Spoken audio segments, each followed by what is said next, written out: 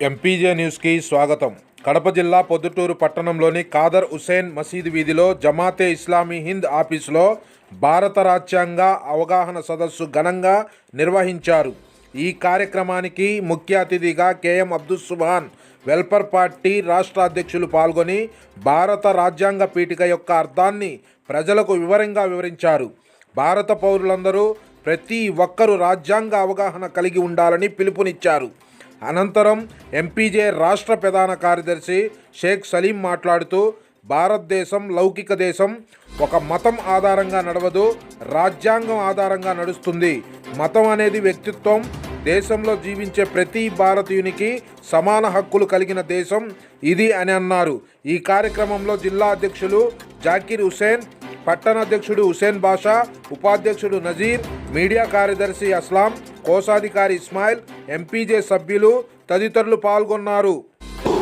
ఈ రోజు నుంచి మేము రీపబ్లిక్ మళ్ళా ప్రజల పరిపాలన కోసం మేము సిద్ధమవుతున్నాం. ఈ రోజు నుంచి రాజ్యం అమలులోకి వస్తుంది అని ప్రకటించుకోవడం జరిగింది. ఈ రాజ్యాంగం రాసేటప్పటికే భారతదేశం యొక్క పరిస్థితులు, ప్రపంచం యొక్క పరిస్థితులు, భారతదేశం యొక్క సామాజిక పరిస్థితులు, సోషల్ ఇంజనీరింగ్ అంటాం, వీటన్నిటిని కూడా దృష్టిలో పెట్టుకోవాల్సిన అవసరం ఉంది. ఎందుకంటే అవి అన్నీ లేకుండా రాజ్యాంగం రాయడం సాధ్యం కాదు. అటువంటి పరిస్థితుల్లో 395 ఆర్టికల్స్, ఇందులో 12 భాగాలుగా, అది 2003కి 444 ఆర్టికల్స్ ఉన్నాయి.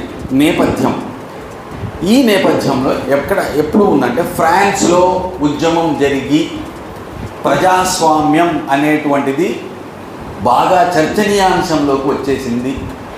డెమోక్రసీ, ప్రజాస్వామ్యం అనేటువంటి చర్చలోకి వచ్చింది. ప్రభుత్వం అనేటువంటి చర్చనీయాంశమై వచ్చింది. అదే సమయంలో కారల్ మార్క్స్, ఫ్రెడరిక్ ఏంజిల్స్ రాసినటువంటి కమ్యూనిస్టు పార్టీ ప్రణాళిక, దాని ఆధారంతో రష్యాలో కామ్రేడ్ లెనిన్ నాయకత్వంలో బోల్షివిక్ విప్లవం జరిగి అక్కడ కార్మిక వర్గ రాజ్యం, కమ్యూనిస్టు పరిపాలన ఏర్పడి ఉంది. కమ్యూనిస్టు పరిపాలనలో, సోషలిస్టు వ్యవస్థలో శ్రమ దోపిడీ లేకుండా